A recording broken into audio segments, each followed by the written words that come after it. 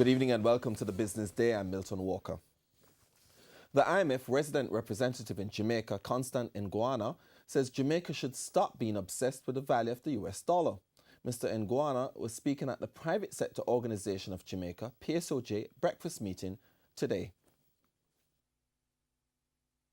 The US is not the only trade partners of Jamaica. I mean, you can be appreciating against the US and appreciating against the euro. I mean, you have visitors coming from all over. It's not a single basket.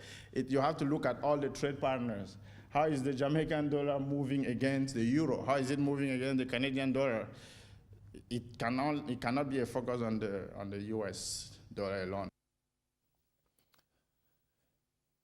He said the other thing Jamaicans should consider is the competitiveness of the exchange rate in relation to other currencies rather than the headline price announced each day.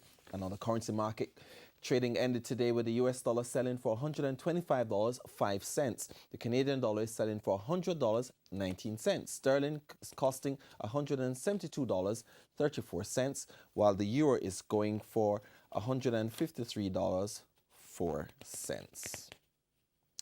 In the meantime, Mr. Nguana says record high business confidence is not translating into the kind of growth Jamaica wants. He said growth continues to lag behind the potential because consumers and businessmen are not spending enough to drive the economy. Despite the type of confidence and the type of macroeconomic stability that we've seen, consumption and private investment has not quite picked up yet.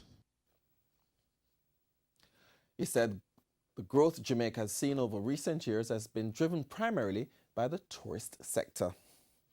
The price of oil climbed, closing at a 3-year high today. Oil for delivery in March rose 90 cents to settle at $64.47 a barrel. That was the highest settlement since December 5, 2014.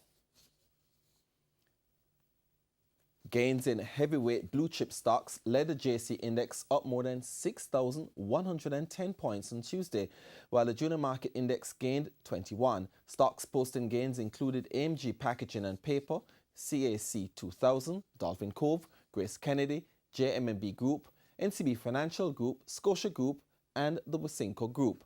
Among the losers were 138 Student Living, Carreras, ISP Finance, KLE Group, Main Event Entertainment, Panjam, Proven Investments, and VM Investments.